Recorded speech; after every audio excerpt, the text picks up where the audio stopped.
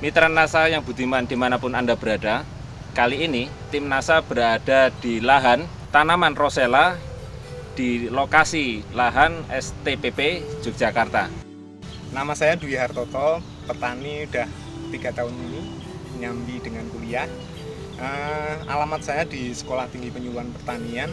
Tanaman rosella ini umurnya sudah berapa?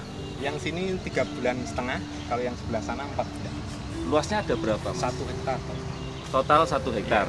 Untuk jumlah tanaman rosellanya ini kira-kira ada berapa batang? Kurang lebih 10.000 batang. Jarak tanamnya? 1 meter kali 50 cm. 1 meter kali 50 cm. Jadi kalau satu bedeng isinya berapa tanaman? Satu bedeng sekitar 15 tanaman. Kemudian jenisnya ini jenis apa? Jenis yang merah. Produk NASA yang Pak Dwi gunakan ini apa saja? Ya, produk NASA yang saya gunakan yang pertama yaitu POC NASA. Oh ya, ini POC NASA. Kemudian yang kedua Hormonic, ya, untuk pertumbuhan ya. daun. Kemudian Super NASA.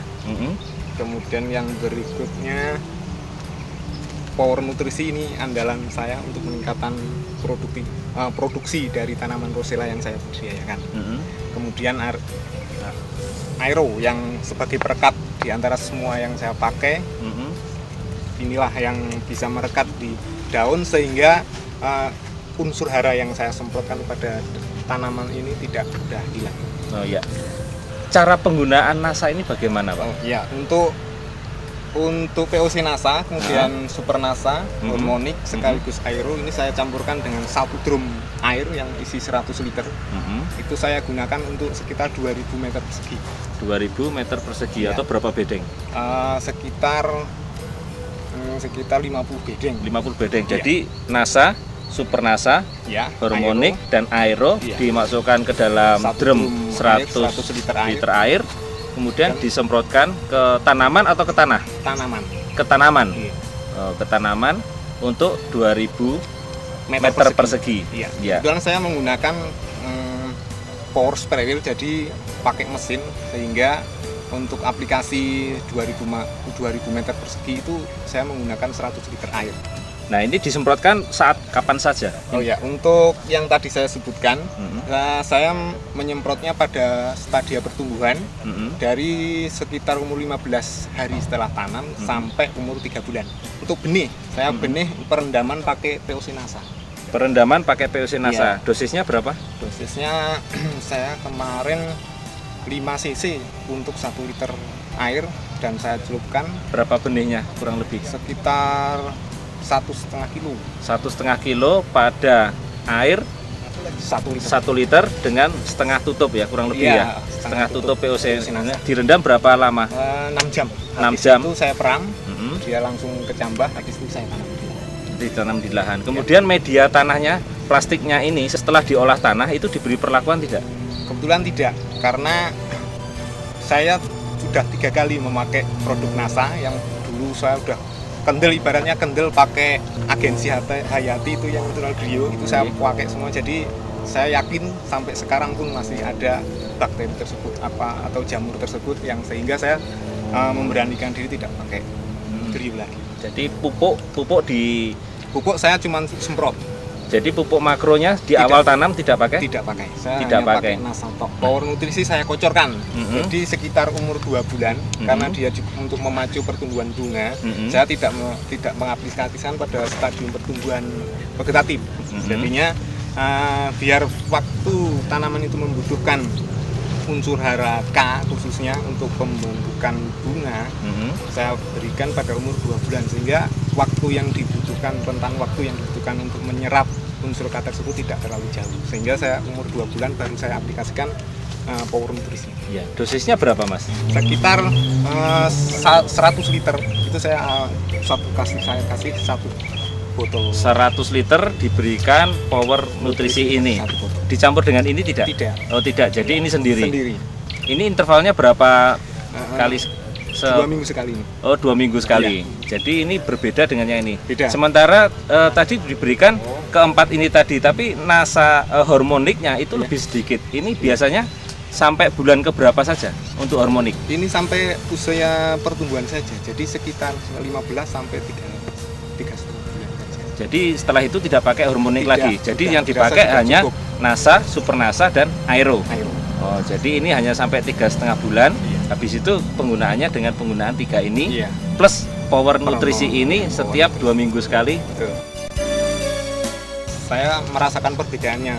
Dilihat dari struktur tanah, kalau misalkan kebetulan saya tidak membandingkan dengan tanaman saya sendiri. Saya sayang kalau misalkan satu hamparan sini saya gunakan untuk jenis pupuk yang lain, kemudian separuh untuk NASA. Saya sayang karena saya sendiri udah tahu keampuhan dari NASA, sehingga jadi 1 hektar ini pakai NASA semua. NASA semua. Oh, sehingga gitu. saya membandingkannya dengan petani yang lain. Oh iya. Petani itu di Wonosobo. Bulan kemarin saya tanyakan 1 hektar itu dia hanya mampu berproduksi sekitar 100 kg kering.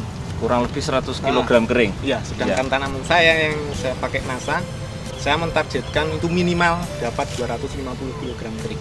Wah, ini ada selisih kurang lebih 150 ya Mas ya. Iya. Kemudian dari sisi tinggi tanaman dan dari sisi buahnya, kemudian pertumbuhan dan lain sebagainya bagaimana Mas? Jelas berbeda. Dari pertumbuhan kita bisa lihat sendiri, tanaman saya satu tanaman bisa menghasilkan mungkin ada 50 batang yang akan menghasilkan sekitar 1000 dari bunga. 50 cabang. 50 cabang yang nantinya akan menghasilkan sekitar 1000 kuntum bunga per tiap tanamannya. Tiap tanaman. Jadi nanti tinggal dikalikan jumlah tanamannya. 10.000 tanaman. Sementara untuk 1 kg basah ada kira-kira berapa kuntum? 50 kuntum. 50 kuntum. Kalau 50 kuntum kering. Kering? 50, kalau kering dia penyusutannya 10%. Jadi kalau misalkan kita timbang waktu basah sekilo itu akan menjadi 1 on kering.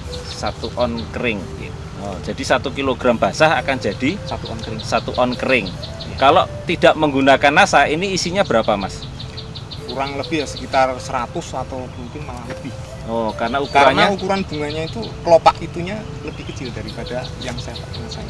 Ukurannya berapa kali lipat kalau dibandingkan? Mungkin boleh 2 atau 3. 2 atau 3. Jadi dari sisi beratnya juga berbeda. Iya. Dari sisi pertumbuhan tanamannya berbeda.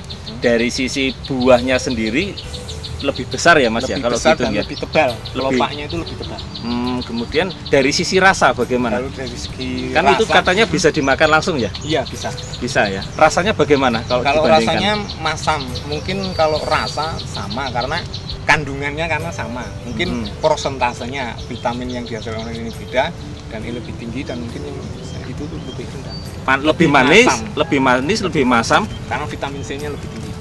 Jadi kalau Rosella yang bagus itu berarti yang lebih masam gitu ya, vitamin C-nya yang lebih tinggi. Betul. Selain tanah, kemudian ketinggian tanamannya bagaimana? Ya, seperti yang Bapak lihat di sini, tanaman Rosella saya bisa tumbuh sekitar 2 sampai 2,5 meter. Sedangkan yang tidak pakai NASA kemarin saya lihat itu hanya 1 meter itu pun sudah enggan mau tumbuh. Seperti yang kita lihat bersama, tanaman saya ini sudah umur 3,5 bulan. Dia sudah menghasilkan kelopak dan biasanya yang tidak pakai NASA, daun sudah mulai berguguran. Dan dia cenderung untuk pertumbuhan bunga tok. Sedangkan yang tanaman saya yang pakai NASA, daunnya masih hijau dan kemungkinan lebih dia akan membesarkan kelopak bunganya itu lebih besar dibanding yang tidak memakai. Kemudian usianya saya yakin ini pasti lebih panjang. Oh begitu ya, karena melihat dari sisi fisiknya tadinya, jadi kita bisa memprediksikan bisa lebih dari 3 atau 4 kali petik. Masalah hama penyakit yang menyerang pada tanaman Rosella ini banyak atau berkurang atau bagaimana? Bahkan boleh dikatakan tidak ada. Sampai saya pun tidak menggunakan jenis pestisida apapun. Kemudian kalau untuk yang tidak pakai NASA, Pak Dwi lihat bagaimana kondisinya? Ada yang kena layu biasanya. Jadi tanamannya bagaimana? Udah besar sekian, bunganya masih kecil, dia langsung layu. Layu bukan karena dia sudah tua, tapi karena kena jamur. Jadi pada tanaman Rosella ini memang rentan jamur ya, pada umumnya. Tetapi karena dengan kondisi yang Pak Dwi sekarang ini lakukan, ini tidak menggunakan apapun selain pupuk NASA dan tidak menggunakan pupuk makro juga ya. Tanaman Rosella ini biasanya dipetik umur berapa? 4 bulan. Kemudian ada pemetikan berikutnya? 4 bulan itu pemetikan biasanya 5-6 kali tergantung kesuburan tanaman tersebut. Petani biasanya panen tuh 4-5 kali. Tapi ini saya target karena saya pakai NASA, saya tebak 5-6 kali. Kira-kira kalau tanaman rosella habis produksinya itu kira-kira sampai umur berapa bulan? 9 bulan. 9 bulan, habis itu total dibersihkan lagi untuk kemudian tanaman yang lain lagi gitu. Iya. Pak Dwi sudah menggunakan Supernasa ini tadi berapa botol? 18. Kemudian POC Nasa 18 botol juga. Kemudian Hormonic 4 botol. Kemudian Power Nutrisi itu 6 botol. 6 botol. Dan Aero cuma 1 botol. Kemudian kalau di total produk Nasa ini sudah habis berapa rupiah? Nah, kalau kebetulan sudah saya catat ini, seluruh produk Nasa itu saya cuma habis dalam satu fase saya nanam. Itu sekitar Rp1.351.000. Rp1.351.000. Kemudian ada jumlah tenaga kerja yang dibayar? Kerja, kebetulan saya pakai 3 orang. Itu sekitar saya hitung-hitung 3 juta rupiah. 3 juta berarti total biaya tenaga kerja dan Nasa. Dan pupuk yang saya gunakan itu sekitar Rp4.351.000. 3 juta ya. Sementara yang tidak menggunakan Nasa tadi bisa menghasilkan produksi 100 rosella kering 100 kg kering. 100 kg kering. Yang pakai Nasa? Yang pakai Nasa 250 kg kering. Jadi ada selisih kurang lebih 150 ya. Iya, 150 kg kering. Harga rosella per kilonya Rp125.000. Jadi selisihnya tadi 150.000 kali 125.000 kurang lebih ada sekitar 18.750.000 rupiah.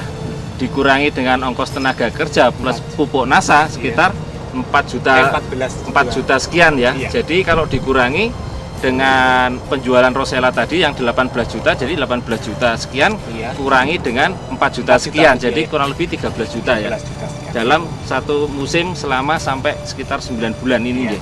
Dengan satu fase pemeliharaan sekitar 9 bulan, kemudian dengan frekuensi petik 5 kali. Ini baru 5 kali Pak ya, padahal nanti bisa lebih dari 5 kali ya. Jadi ada tambahan keuntungan di luar tadi ya. Iya.